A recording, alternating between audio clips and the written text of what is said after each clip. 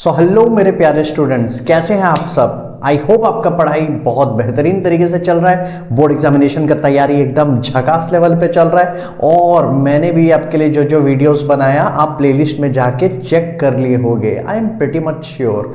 क्या आपने वो टेस्ट अटेंड किया जो मैंने आपको चैलेंज दिया 16 मार्कर का? अगर नहीं किया तो प्लेलिस्ट पे जाइए, जूलियस सीजर का प्लेलिस्ट में ओपन कीजिए। मैंने आप सबके लिए एक चैलेंज दिया है कि आपका प्रिपरेशन किस लेवल पे चल रहा है आपको पता चलेगा। टेस्ट देने के बाद कमेंट सेक्शन पे अपना मार्क्स बता देना। आज मैं आपके लिए एक धमाकेदार आरटीसी लेके आया हूं जो कि बहुत इंपॉर्टेंट है और 2026 बोर्ड्स के आने के लिए हाई चांसेस है। ये एक बहुत ही इंपॉर्टेंट सीन मैंने आपके लिए लेके आया है। आप यहाँ पे देख सकते हैं ये एंटनी का स्पीच है। इसका बैकग्राउंड ये है कि यहाँ पे जूलियस सीजर को मार दिया गया है। जूलियस सीजर को कॉन्स्पिरेटर्स लोग मिलकर मार देते हैं। मारने के बाद में मार्क एंटनी जो कि जूलियस सीजर का बहुत करीबी है वो डर के वहां से भाग जाता है। ऑडियंस और वहां पे जितने लोग हैं सबके माइंड में डर बैठ जाता है। और उसी समय वापस मार्क एंटनी आता है बट विथ परमिशन। पहले वो अपना मैसेंजर या सर्वेंट को भेजता है, ब्रूटस और कॉन्स्पिरेटर्स लोग से बात करता है, उनका परमिशन लेता है और उसके बाद आता है, बात करता है, सब कुछ करता है। उनके साथ में हाथ मिलाता है, उनके साथ सारा चीज अग्री करता है। और जब कॉन्स्पिरेटर्स लोग वहां से चले जाते हैं तो आता है इस प्ले का सबसे खतरनाक और सबसे डेडली डायलॉग। ओ पार्डन मी मतलब फॉरगिव मी। तो यहां पे ये फॉरगिवनेस मांगता है। ये कहता है फॉरगिव मी। ये किसको फॉरगिवनेस मांग रहा है? ये फॉरगिवनेस मांग रहा है जूलियस सीजर को। क्यों बोल रहा है O pardon me thou bleeding piece of earth? कि जैसे एक वक्त में जूलियस सीजर वो कितना महान था, कितना ग्रेट था, पर अभी वो एक ऑर्डिनरी पीस ऑफ अर्थ बन के रह गया है। क्लियर है? तो ये चीज बताता है कि उसका महानता कितना महान था वो, और अभी कितना ऑर्डिनरी एक सिंपल पीस ऑफ अर्थ बन के रह गया, और वो भी ब्लीडिंग वाला। क्लियर है? नेक्स्ट आगे बढ़ते हैं। That I am meek and gentle. इस चीज को सर्कल कर देना, मीक और जेंटल। मीक का मतलब यहां पे साइड पे लिख देते हैं सबमिसिव, सबमिसिव। और जेंटल का मतलब यहां पे बोला है पोलाइट। बात किया जा रहा है बुचर्स मतलब यहां पे जितने लोग असैसिन किए हैं, उसको मारे हैं, तो असैसिनेटर्स, असैसिनेटर्स या फिर कॉन्स्पिरेटर्स, या फिर कॉन्स्पिरेटर्स। तो मैंने उन लोगों के साथ हाथ मिलाया जिसने तुम्हारा कत्ल किया। मैंने उनसे सबमिसिव बिहेव किया, मैंने उनको रेजिस्ट नहीं किया, मैंने उनको पोलाइटली बात किया। और इस चीज के लिए मैं तुझसे माफी मांगता हूं। I am really extremely sorry Caesar. thou art the ruins of the noblest man। तो यहां पे देखो, यहां पे बोला गया ruins। ruins मतलब तो हमें यहां पे पता है कि destroyed part को बोला जाता है। destroyed part, destroyed part इसको ये भी लिख सकते हैं कि remaining या remains of a destroyed monument या remains of a destroyed element। element मतलब जो होता है ना कि एक चीज को डिस्ट्रॉय कर दिया गया है और उसका कुछ खंडर बचा रहता है, छोटा मोटा टूटा चीज, उसी को ruins कहा गया है। किसका? Of the noblest man. देखो नोबलेस्ट मैन यहां पे वो किसको बोल रहा है? बोल रहा है कि जूलियस सीजर को। वो बोल रहा है कि जूलियस सीजर तू तो रोम का सबसे नोबल इंसान था, और अब यहां पे तू सिर्फ उस नोबल इंसान का सिर्फ टुकड़ा रह गया है, एक रूइंस रह गया है। एक पे ये जो लाइन है ये है मेटाफर। तो यहां पे हम मेटाफर लिख देते हैं। आपको पता है, आई होप आपको पता होगा कि मेटाफर क्या होता है। ये फिगर ऑफ स्पीच होता है जहां पे एक चीज को दूसरा चीज के साथ तुलना किया जाता है। That ever lived in the tides of history. Tides of history को यहां पे मार्क कर दो और इसको ऐसे नीचे मैं यहां पे एरो मार्क डाल दिया, आपको दिख रहा है? लॉन्ग फ्लो ऑफ हिस्ट्री मतलब कि जो कहता है ना कि समय काल में, कि इतिहास के समय काल में तेरे से बड़ा नोबल रोमन कोई बना ही नहीं। उस woe to the hand that shed this costly blood. तो देखो यहां पे ये चीज बता रहा है कॉस्टली ब्लड। तो यहां पे जूलियस सीजर कितना इंपॉर्टेंट था एंटनी के लिए, ये बता रहा है इस फ्रेज में कॉस्टली ब्लड कि उसका ब्लड को वो बहुत कॉस्टली मानता है, वैल्यूएबल मानता है, जिसको बहा नहीं सकते, मगर कॉन्स्पिरेटर्स लोग बहा दिए, उसको शेड कर दिए। ये एक चीज याद रखना। और क्या बोल रहा है, वूट दी हैंड, वूट दी हैंड, वूट मतलब अंडरलाइन करके लिखो कर्स। वो बोल रहा है कर्स टू दी हैंड। तो ये देखो हैंड मतलब यहां लिटरल वो हाथ को नहीं बोल रहा है, हैंड मतलब यहां पे वो बोल रहा है पर्सन कि कर्स पड़े। जैसे नहीं गाली देते कीड़े पड़े उस पे, तो वैसे ही ये गाली दे रहा है और ये कर्स कर रहा है। ये बोल रहा है कि वो हाथ जो जूलियस सीजर को मारा था, या वो इंसान जिसने जूलियस सीजर को मारा था, उसके ऊपर कर्स पड़ेगा। तो यहां पे जो बोल रहे curse woe to the hand that shed, जिसने बहाया था। शेड करना मतलब बहाना, शेडिंग टीयर्स, शेडिंग ब्लड। तो शेड मतलब बहाना। That shed this costly blood. Costly blood किसका रेफर किया गया, जूलियस सीजर का। ठीक है, वो टू दी हैंड मतलब कर्स। अब ये जो कर्स है ध्यान से समझना, ये कर्स मतलब वो मैजिकल कर्स नहीं कि श्राप दे देगा तो वो कुछ और हो जाएगा, नहीं। कर्स का मतलब यहां पे बोला जा रहा है डिस्ट्रक्शन। कर्स का मतलब यहां पे बोला जा रहा है डिस्ट्रक्शन। और डिस्ट्रक्शन का मतलब कैसे आएगा, आने वाला लाइन में वो बता रहा है कैसे आएगा। ठीक है, over the wounds now do I prophecy. देखो यहां पे वो बोल रहा है over the wounds. Over the wounds मतलब यहां पे बोल रहा है कि I am standing near your wounds, near your body. Your को मैंने यू आर लिख दिया है पर डजंट मैटर, शॉर्ट फॉर्म में लिख सकता हूं, आप नहीं लिख सकते एग्जाम में। तो यहां पे लिखा I am standing near your body, मतलब मैं तेरे अभी वुंड्स के साथ, मैं तेरे अभी बॉडी के साथ में यहां पे खड़ा हूं, और इस वुंड्स का मैं साक्षी मान के एक भविष्यवाणी करता हूं। तो यहां पे जो लिखा है आई प्रोफेसी, प्रोफेसी का मतलब यहां पे हम साइड में लिख देंगे predict. Over the wounds now do I prophecy. Over the wounds, देखो तो यहां पे बात ना वो वुंड्स का कर रहा है। वुंड्स मतलब वो डेडली वुंड्स जो कि स्टैबिंग वुंड्स बने थे जूलियस सीजर के डेड बॉडी पे, ठीक है, जिससे खून निकल रहे थे, उसी वुंड्स के बारे में बोल रहा है। विच लाइक डम माउथ। तो देखो यहां पे कितना बेहतरीन तरीके से वुंड्स को यहां पे सिमिली किया गया है। सिमिली पता है, एक और एक फिगर ऑफ स्पीच यहां पे मेरी साइड पे लिख देता हूं, सिमिली। सिमिली क्या होता है ये भी मैं आपको समझा देता हूं, जल्दी जल्दी समझ लेते हैं क्या होता है सिमिली। जब हम दो चीज को कंपैरिजन कर रहे हैं और बोल रहे हैं कि ये इसके जैसा है, बट इस कंपैरिजन में हम एक चीज और लगा रहे हैं। एक चीज क्या, या तो एक शब्द है जिसको कहते हैं एस एस, या LIKE लाइक। अगर हम एज और लाइक लगा के किन्हीं दो ऑब्जेक्ट को हम तुलना कर रहे हैं तो उसको कहते हैं सिमिली। तो अब लाइन में देखो यहां पे क्या लिखा है, विच लाइक डम्ब माउथ। देखो लाइक, तो यहां पे किसको बोला जा रहा है, वुंड्स को बोला जा रहा है। यहां पे मैं नीचे लिख दे रहा हूं आपके लिए जगह है, तो यहां पे बोला जा रहा है कि ये जो वुंड्स है ये किसके जैसे हैं, डम्ब माउथ।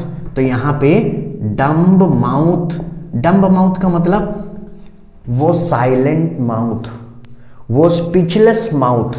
तो यहां पे वुंड्स को स्पीचलेस माउथ कहा गया है कि कभी कभी कोई इंसान है ना कि मान लो वो डम है, वो बोल नहीं पा रहा है, वो कुछ कहना चाहता है पर उसका जुबान चुप है, मुंह बंद है, एक्सप्रेस बहुत कुछ करना चाहता है पर वो बोल नहीं पा रहा है। उसी के जैसा कंपैरिजन किया गया कि wound is compared to dumb mouth. Do ope their lips, ope मतलब ओपन। तो ये जो डम माउथ है ये लोग सिर्फ मुंह खोल पा रहे हैं। और यहां पे जो वुंड्स है उसको क्या बोला जा रहा है, डम माउथ। डम माउथ मतलब a mouth which can not speak. तो यहां पे डम माउथ को इजीली लिख दो, a mouth which can not speak. ये जो वुंड्स है और ये जो लिप्स है, इन दोनों में कॉमन क्या है, इन दोनों में कॉमन है उनका कलर। उनका कलर क्या है, रेड कलर। तो इसी रेड कलर को वो रूबी लिप्स कहा है। समझ में आ रहा है। सो रूबी लिप्स को मेटाफोरिकल टर्म्स पे कहा गया है, ब्लड स्टेन्ड वुंड को। और फिर क्या बोल रहा है, टू बेग। देखो एक ही लाइन में कितने सारे फिगर ऑफ स्पीच डाल दिए। तो यहां पे क्या लिखा है, तेरा वो जो वुंड है वो बेग कर रहा है, वो मुझसे भीख मांग रहा है, वो मुझे बेग कर रहा है। बेग कर रहा है मतलब रिक्वेस्ट कर रहा है, भी यहां पे लिख सकते हैं, वो मुझको रिक्वेस्ट कर रहा है। कौन रिक्वेस्ट कर रहा है, ये वुंड। क्यों रिक्वेस्ट, क्या बोल रहा है, to beg the voice and utterance of my tongue. वो बोल रहा है, वो वुंड मुझे रिक्वेस्ट कर रहा है, मुझे विनती कर रहा है कि प्लीज तुम कुछ बोलो। मेरे टंग को वो रिक्वेस्ट कर रहा है कि प्लीज मेरे लिए तुम बोलो, मैं तो नहीं बोल सकता, एटलीस्ट तुम मेरे लिए बोलो। प्रेडिक्शन करने वाला हूं मैं, एक प्रोफेसी करने वाला हूं। अब वो प्रोफेसी बताएगा क्या होने वाला है, बहुत इंपॉर्टेंट है। देखो वो क्या बोल रहा है, अ कर्स शैल लाइट अपॉन कर्स। तो यहां पे कर्स को हम सर्कल कर देंगे। कर्स मतलब यहां पे बोल रहा है डिस्ट्रक्शन, एक डिस्ट्रक्शन शल लाइट अपॉन, लाइट अपॉन मतलब फॉल अपॉन, कि तुम्हारे ऊपर एक डिस्ट्रक्शन आएगा, एक तबाही आएगा। अपॉन मैंने 2 बार लिख दिया क्या, अपॉन द, अच्छा कोई बात नहीं, एक बार मिटा देते हैं। A curse shall light upon the limbs of man, limbs of man मतलब ह्यूमन। क्या कह रहा है, डोमेस्टिक फ्यूरी। देखो 2 चीज का है, फ्यूरी का मतलब होता है एंगर और डोमेस्टिक का मतलब होता है घर के अंदर। सो घर के अंदर मतलब विद इन रोम गुस्सा होंगे, रोम के अंदर ही लोग एक दूसरे के साथ बहुत गुस्सा से बात करेंगे, कत्लेआम मचेगा, हर तरफ डिस्ट्रक्शन छा जाएगा। क्लियर है। और क्या बोल रहा है, एंड फियर्स, फियर्स मतलब डेंजरस। सो फियर्स का मतलब डेंजरस। सो ये कह रहा है और डेंजरस सिविल स्ट्राइफ होंगे, सिविल स्ट्राइफ मतलब सिविल वॉर, हर तरफ ग्रह युद्ध होगा। शल कंबर all the parts of Italy, कंबर मतलब ओवरवेल्म, ओवरवेल्म। क्लियर है। कहां पे, all the parts of Italy, Italy के सारे पार्ट्स में। Blood and destruction shall be so in use. देखो हर जगह ब्लड होगा, हर जगह डिस्ट्रक्शन होगा। Shall be so in use, देखो सो इन यूज का मतलब होता है कॉमन। ड्रेडफुल ऑब्जेक्ट्स, और dreadful objects so familiar, dreadful object मतलब डेडली थिंग्स, डेडली थिंग्स मतलब कि हर जगह मर्डर होगा, किसी का हाथ कटा हुआ है, किसी का पैर कटा हुआ है, किसी का कुछ मतलब घर जला हुआ है, कुछ हर जगह तबाही मचा हुआ है, उसको सारी चीज को ड्रेडफुल ऑब्जेक्ट कहा गया। देखो सो फेमिलियर, इतना चीज हो जाए कि लोग उसे यूज्ड टू हो जाएंगे, फेमिलियर हो जाएंगे। दैट मदर, ये बहुत इंपॉर्टेंट चीज है, ठीक है। That mother shall but smile, तो उस देश के, रोम के जितने माए हैं, जितने मदर्स हैं, क्या करेंगे, but smile when they behold, behold का मतलब होता है सी, कि मदर लोग स्माइल करेंगे जब वो कुछ देखेंगे। क्या देखेंगे, देयर इन्फेंट्स, इन्फेंट्स मतलब बेबी या फिर चिल्ड्रन, या फिर चिल्ड्रन, अपने बच्चे को वो देखेंगे तो ऑब्वियसली बच्चे को देखेंगे तो स्माइल तो करेंगे, कौन सी नई बात है। When their infants quartered, quartered मतलब cut into pieces. My God, मतलब आप समझ रहे हो ये क्या कह रहा है, कि हर जगह तबाही इतना कॉमन हो जाएगा कि एक मदर जब अपने बच्चे को ऐसे टुकड़ों में देखेगी कि वो पीस पीस हो गए हैं, कटे हैं और मरे हैं, उनको देख के वो स्माइल करेगी। मतलब समझ रहे हो कैसा सिचुएशन होगा, कि उसकी मॉम को, उसकी मदर यूज्ड टू हो जाएगी, सरप्राइज्ड होगी नहीं कि हाँ डेथ तो हुआ है, क्या बात है। यहां पे बोला गया mother shall but smile when they behold their infants quartered with the hands of war. देखो, और ये यहां पे पर्सोनिफाई किया गया है, हैंड्स ऑफ वॉर मतलब यहां पे मैं इसको टट नीचे ले आता हूं, यहां पे वॉर को पर्सोनिफाई किया गया है, तो यहां पे पर्सोनिफिकेशन लिखना। देखो एक और फिगर ऑफ स्पीच आ गया, पर्सोनी। देखो आपसे बात करते करते मैं भी स्पेलिंग गलत लिख देता हूं, पर्सोनिफिकेशन। पर्सोनिफिकेशन क्या होता है, फटाक से बता देते हैं। मैंने मेटाफर बताया, मैंने सिमिली बताया, अब आइए पर्सोनिफिकेशन क्या होता है। जब कभी भी हम एक नॉन लिविंग थिंग्स को, कोई भी नॉन लिविंग थिंग्स होता है उसको, अगर हम कोई भी इंसान का क्वालिटी देते हैं या तुलना करते हैं और कंपैरिजन करते हैं, तब उसको कहते हैं पर्सोनिफिकेशन।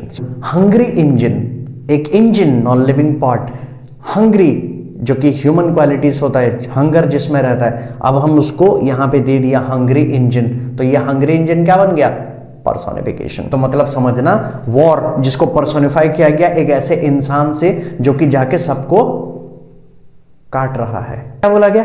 All pity choked. तो देखो ऑल पिटी मतलब ऑल काइंड्स ऑफ या ऑल टाइप्स ऑफ काइंडनेस लिखो, all types of kindness. All pity choked, all pity choked हो जाएंगे। यहां पे चोक्ड हो जाएंगे का मतलब क्या है?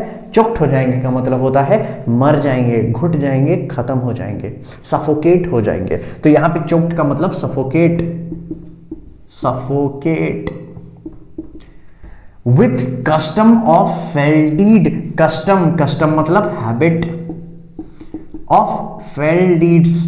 फेल्डीड्स मतलब इविल थिंग्स, मतलब कि इतने सारे कत्ले आम हर जगह मचेंगे कि उन्हीं के हाथों से सारे प्रकार के अलग अलग प्रकार के दया भावना सब सफोकेट हो जाएंगे, सबका दम घुट जाएगा और सब खत्म हो जाएगा।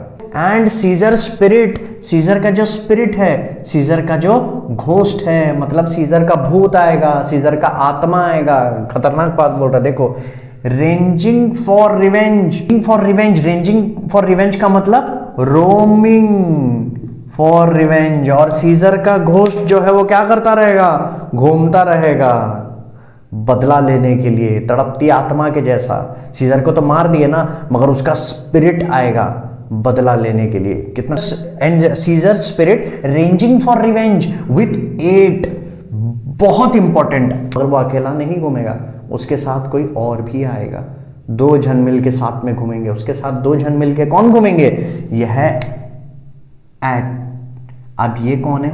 इनको कहा जाता है गॉडेस ऑफ रिवेंज। मतलब देखो उनके माइथोलॉजी में, रोमन माइथोलॉजी में बदला लेने का भी एक देवी है। वो बाय हिज साइड मतलब with him, by his side मतलब विथ हिम, उनके पास में, with him. Come hot from hello, come hot from hello मतलब अभी अभी रिसेंटली फ्रेशली एंग्री होके कौन आए हैं? 8 आए हैं। कहां से? From hell. Shall in these confines within, shall in these confines. हाँ देखो क्या लिखा है, दीज कन्फाइंस। दीज कन्फाइंस मतलब within the border of Rome या Italy, within the border of Rome. इसी रोम के अंदर, इन्हीं बाउंड्री के अंदर में, इन्हीं इलाका के अंदर में जूलियस सीजर का आत्मा घूमते रहेगा 8 के साथ विथ अ मोनार्क्स वॉइस। अब देखो क्या बोल रहा है, मोनार्क्स का मतलब हमें पता है किंग, और एक राजा की तरह उसका घोस्ट का जो आवाज होगा एक राजा की तरह निकलेगा। With a king voice will cry havoc का मतलब हर जगह डिस्ट्रक्शन होगा। क्लियर है? और यहां पे क्या बोला जा रहा है? And let slip the dog of war. Let slip the dog of war का मतलब होता है let the destruction begins, let the destruction begins. War को डॉग के साथ कंपैरिजन किया गया है, ध्यान से देखना क्या लिखा है। एंड लेट स्लिप, स्लिप का मतलब यहां पे होता है unleash, unleash. Let unleash the dog of war, इसका मतलब होता है लेट द डिस्ट्रक्शन बिगिंस, तबाही मचेगा। अब ध्यान से समझना, यहां पे देखो मैं आपके लिए बता दे रहा हूं ताकि आपको कंपैरिजन करने में समझने में आसान हो। एक तरफ है कौन? एक तरफ है वॉर, एक तरफ है डॉग। इन दोनों का कंपैरिजन किया गया, डॉग ऑफ वॉर। इसका मतलब क्या? देखो डॉग का मतलब समझना, डॉग जो डेडली डॉग्स होते हैं, इसको थोड़ा सा टाइट, जो डेडली डॉग्स होते हैं, इस डेडली डॉग को जब हम लीश करके रखें, जब हम इसको बांध के रखें तो ये कंट्रोल्ड में रहते हैं। ध्यान से समझना, डॉग जो डेडली डॉग्स होते हैं उनको जब तक हम लीश में या बांध के रखते हैं कंट्रोल में होता है। एक बार हम इनका कंट्रोल छोड़ देते हैं, एक बार हम इनको खुले में छोड़ देते हैं, फिर ये डिस्ट्रक्शन हर जगह करते हैं और इनको कंट्रोल करना बड़ा मुश्किल है।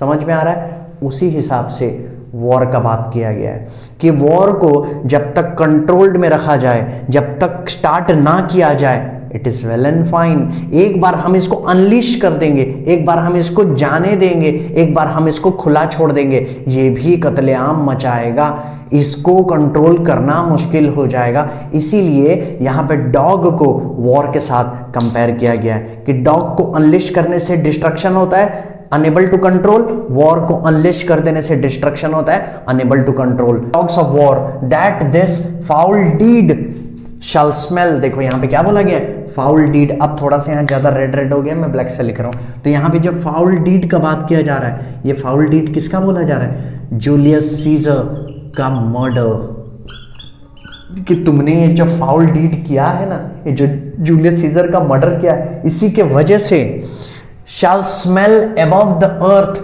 With carrion man. Carrion man का मतलब dead bodies, rotten body, rotten body मतलब डेड बॉडीज, कि मतलब अर्थ के ऊपर क्या होंगे, shall smell above the earth, earth के ऊपर में सारे सड़े गले मांस का बदबू फैल जाएगा। ग्रोनिंग फॉर ब्यूरियल, ग्रोनिंग मतलब क्राई, रोते रहना, फॉर ब्यूरियल मतलब कवर कर देने के लिए, बरी करने के लिए, दे विल क्राई, रोएंगे। इसका मतलब हर जगह इतना डेड बॉडीज फैला होगा कि वो बास मारेंगे, डिस्ट्रक्शन होगा, नजारा एकदम गंदा होगा, और उनको दफनाने का भी सौभाग्य प्राप्त नहीं होगा, कि डेड बॉडीज भी विनती करेंगे कि प्लीज हमें भाई दफना दो। सो ये है आपके सामने क्वेश्चंस, एक बार क्वेश्चंस आप देख लीजिए। मैंने आपको वही एग्जाम पैटर्न के लिए कोई जैसा क्वेश्चन बनाया है, सिंपल 1 2 3 4 5 सब बिट्स में आएंगे, 3 3 3 3 4 मार्क्स ही आएंगे, ठीक है। एक बार क्वेश्चन देख लेते हैं, डिस्कस कर लेते हैं उसका आंसर क्या है। सबसे पहला question, why Antony asked for forgiveness. याद है सबसे पहले लाइन में एंटनी ने कहा था पार्डन मी, माफी मांगा था, किस चीज के लिए मांगा था, क्योंकि वो बहुत मीक और पोलाइट बिहेव किया था, किसके साथ, उनके मर्डरर्स के साथ, वो बुचर्स के साथ। इसका आंसर लिखेंगे, Antony asked for forgiveness to Caesar as he was very submissive and he was very polite with those persons who were responsible for the murder of Julius Caesar. आगे बढ़ते हैं। Next, name the figure of speech used कहां पे, thou art the ruins of noblest man. ये simple है, ये metaphor का बात है, मैंने तो आपको कहा था मेटाफर, तो देखो आपको 2 बार मार्क मिल गया। तीसरा question, explain thou bleeding piece of earth. इसको मैंने बहुत बढ़िया तरीके से बताया था कि जूलियस सीजर एक वक्त में जो सबसे ग्रेटेस्ट इंसान था, अभी वो जमीन में पड़ा हुआ एक नॉर्मल नॉन लिविंग टुकड़ा जैसा पड़ा हुआ है। इसको आपको एक्सप्लेन करना है सिंपल टर्म्स पे, जैसा भी मैंने कहा था। Okay, Caesar as the bleeding piece of earth because according to Mark Antony, Julius Caesar was a great person, and a person who was once such a great person was murdered brutally by the conspirators, and presently he is nothing more than a non-living, lifeless piece lying on the earth. He is bleeding, and that is why Mark Antony referred to Julius Caesar as a bleeding piece on earth. क्या लिखा, why the conspirator had decided to spare Antony। अब ये जो बात है, ये थोड़ा सा और कहानी का क्रक्स में जाओगे, जब डिसाइड होता रहता है कि जूलियस सीजर को मारा जाएगा मर्डर के ठीक एक रात पहले, और वहां पे ये डिसाइड होता है, और ब्रूटस स्ट्रिक्टली मना कर देता है कि नो, मार्क एंटनी को नहीं मारा जाएगा, वरना हमारा जो काम है वो बहुत ब्लडी दिखेगा, बहुत खूनी दिखेगा। Conspirators had decided to spare Antony because they do not want their intention or motive to be or to look very bloody. Killing Mark Antony along with Julius Caesar will make their task or aim a very bloody one. It means killing of Mark Antony will question the intentions of the murderers, will question the intention of the conspirators that they have killed Mark Antony unnecessarily. Caesar को मारना means to kill Julius Caesar was the necessity, was the need of the hour.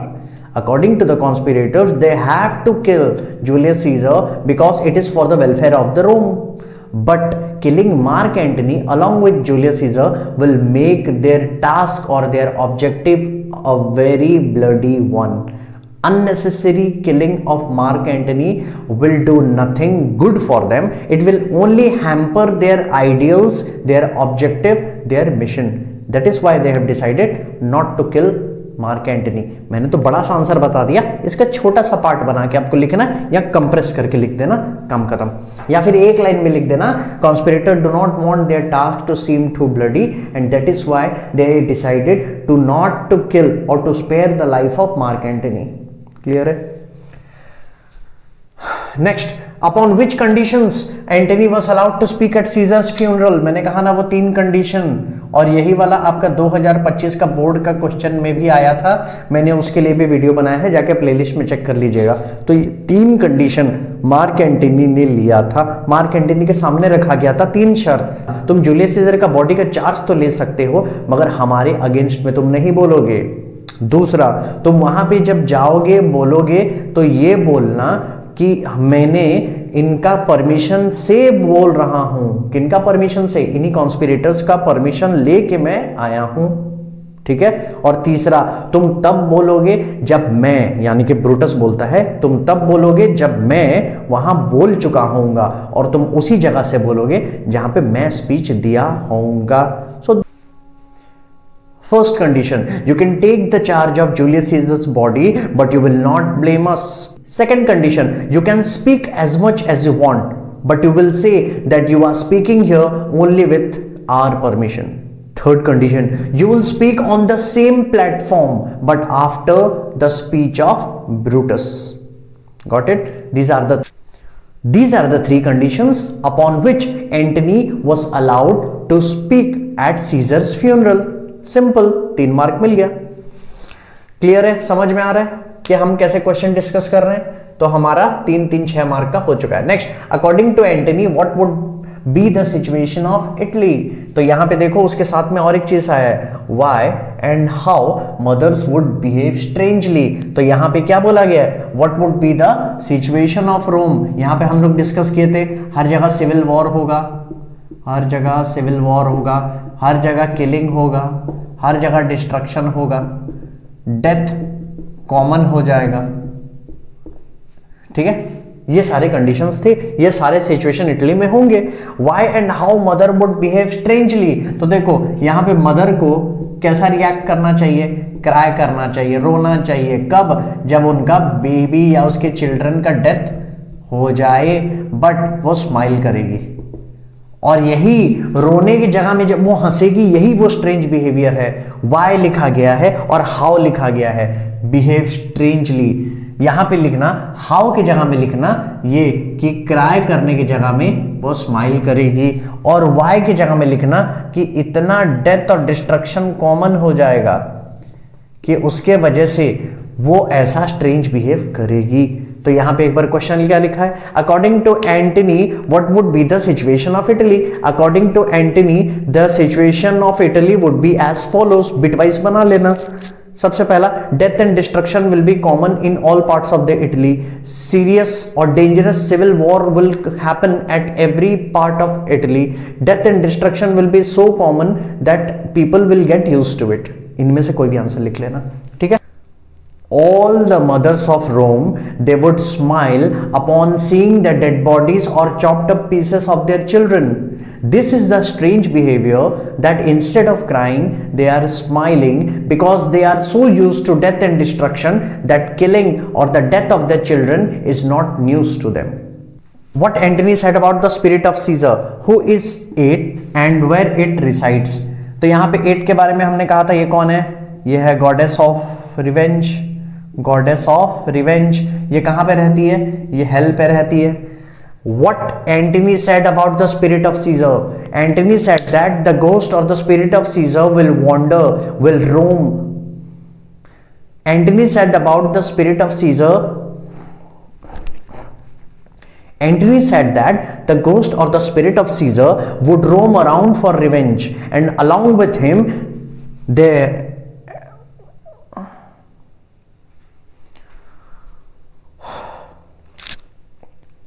According to Antony, the ghost of Julius Caesar will roam around for revenge, and along with him there will be a spirit or a goddess of revenge known as It, who has freshly arisen or came from hell. ठीक है, clear है, मिल गया, समझ में आ गया। Next, what is the meaning of the phrase let slip the dog of war? मतलब let the war begin, let slip the dog of war, let the war begin, let the destruction starts, let the destructions begins, कुछ भी लिख सकते हो। Mention the figure of speech, मैंने यहां पे कहा था ये फिगर ऑफ स्पीच है हम लोग का मेटाफर, क्लियर है। तो यहां पे हम लिख देंगे फिगर ऑफ स्पीच की जगह मेटाफर, एक्सप्लेन द कंपैरिजन। यहां पे मैंने कहा था कि यहां पे डॉग को या वॉर को, इन दोनों को कंपेयर किया गया। इन दोनों में कंपेयर क्या किया गया? जब इनको अनलीश कर देंगे तो ये दोनों डेडली और अनकंट्रोलेबल हो जाएंगे। When we speed the war is compared to a dog, an unleashed dog or a leashed dog is less dangerous. When we unleash a deadly dog, it becomes dangerous and it brings destruction around or nearby all the places, and it becomes uncontrollable. In the same way, when we start a war, it becomes uncontrollable and it brings destruction for everything around it. ठीक है? Why dead bodies would cry? या फिर इसका एक दूसरा part का question आ सकता है कि why, for what would be the reason that dead body would cry for? Dead body लोग क्यों रोएंगे? डेड बॉडी लोग रोएंगे कि भाई हमें दफना दो। Mark Antony, all the dead bodies would cry for their burial. Clear है? समझ में आ गया? कहानी खत्म। 16 मार्क आपको मिल गया। देखो, अगर ये एफर्ट, ये मेहनत अगर आपको थोड़ा सा भी अच्छा लग रहा है, आपको लग रहा है कि मेरे वीडियोस में थोड़ा सा भी वैल्यू है, तो उस हक के लिए आप लाइक कर दीजिए। आपका एक एक कमेंट मुझे मोटिवेट करता है ऐसे वीडियोस आपके लिए लाने के लिए। मैं ज्यादातर और वीडियोस ऐसे लाते रहूंगा। आपकी एग्जामिनेशन अभी और नजदीक आ चुका है, और आप अगर मेरी वीडियोस अभी देख रहे हो तो कहीं ना कहीं आपको वो हेल्पफुल लग रहा है। और अगर लग रहा है तो प्लीज लाइक कर दे, कमेंट छोड़ देना और एक सब्सक्राइब बटन को दबा देना, ताकि जब भी वीडियोस आए आपको ये इंफॉर्मेशन मिलते रहे और नोटिफिकेशन मिलते रहे। आज के लिए बस इतना ही। मैंने आपको कह दिया कि आपका एग्जामिनेशन बढ़िया से जाएगा, ना ही कोई सब्सक्रिप्शन, ना ही कोई पैसा वेस्ट होगा। 1 रुपया आपका वेस्ट करने नहीं दूंगा। और इसी तरीके से मैं आपके लिए वीडियोस लाते रहूंगा ताकि आपको हेल्प हो।